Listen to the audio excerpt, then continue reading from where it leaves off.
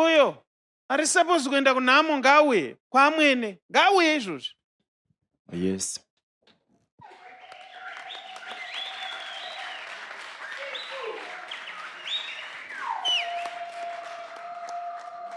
Apa ndatobvisa gejo, ndadzikisa, ndabvisa vhiri, takufamba.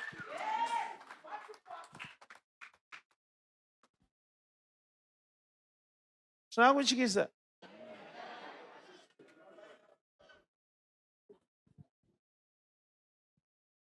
Kwewe uri kuregerera kuenda kunhamoyo? Tisingataudzani naamwene wangu. Mamusingataudzani? Ndiri kuzviona kuti manga musingataudzane.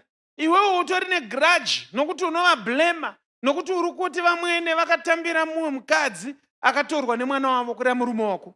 Ichokwadi munhu waMwari. Zvokuti zvandiri kuoneswa in the realm of the spirit, ndiri kuoneswa kuti hamuzi vakafa musingataudzani. Ichokwadi munhu waMwari. Vari supposed kuvigwa rini? Mangwana.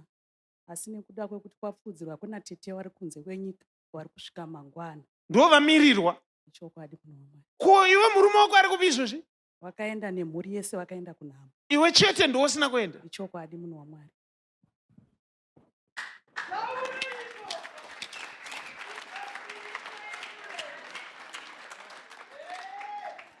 Handizive kuti uchazviita sei, but ndiwe number 2 wandiri kutendera kuti usatogarapo, uende kunhamo, urare wakunhamo, zvokuti manga musingataudzane, zvokuti handisida kuzvinzwa. Iwe ingosvika panhamo, kana washaya musodzi, chema neshungu kuti but makatambirire girlfriend, chema uchichema izvozvo, asi ubate maoko. Ndiri kudaro nokuti ukasadaro vana vako uri kuvaisa panguva yakaoma.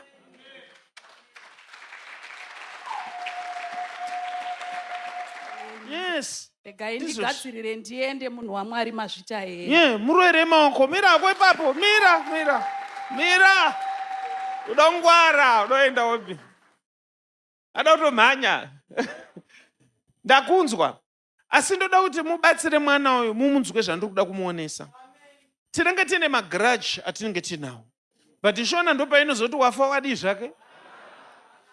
Kungosvika panhama hapana anokubvunza nyaya dzani. Kana paine dare richaitwa rinozoitwa after nhamo yaita sei.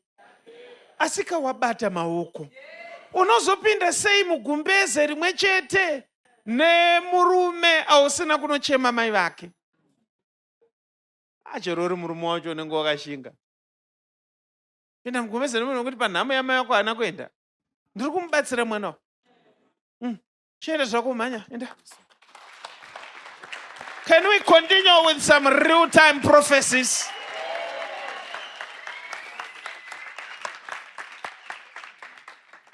Munozvida here? Ma real-time prophecies. Taichita zvinhu zviri kutaitika ipapo.